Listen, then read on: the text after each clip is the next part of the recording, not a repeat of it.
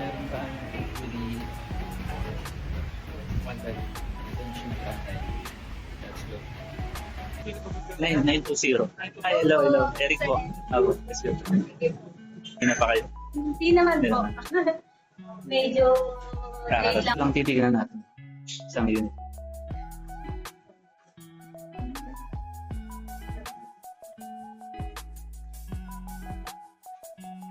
Medyo may mga sira pa. Pero pagka may kumuha na, ayusin to, lilinisan, i-repair. Ano siya, yung toilet and bath, magkahiwalay. Ito yung toilet, tapos dito naman yung shower area. So, ganun siya dito. Pwede. Walang pull out. Kung 5 kayo, possible. Saan ka? Birthday shoot every month. Kada floor po. May shoot. Doon po sa... Tapos may balcony siya. Sige po. Hindi kasi si Magkasi. Ayan ang MRT station.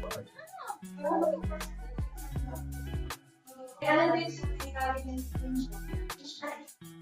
kung magkasi yung mga anong range ng electricity. Depende sa consumption nyo. Pero sa unit ko, nasa more or less 2,000 pesos. Gabi lang ako na aircon. Kasi gano'n din naman tayo. Yung mga kabilang na. More or less 2. Sobrang ginam. I-deep clean naman to. May pet kayo.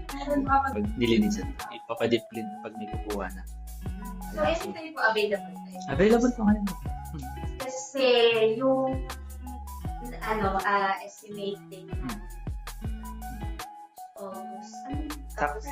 sakto lang kasi wala rin noong July 28 to August 3. Pool sige. saka gym. Sige po. Kunti lang yung gamit pero pwede na. Wing deck.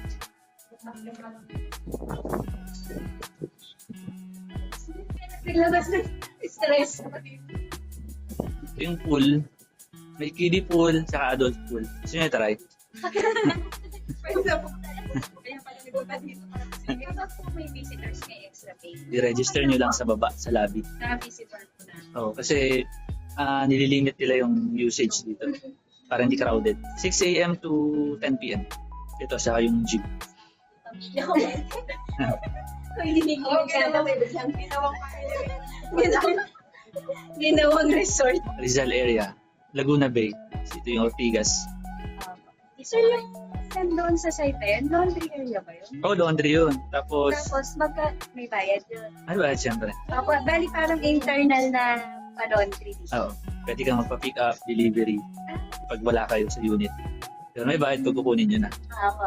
10 pesos. So sila po yung pwedeng pag-iwanan ng Ito na pag-deliver. rider. Tapos meron po ba dito malapit na orderan ng tubig?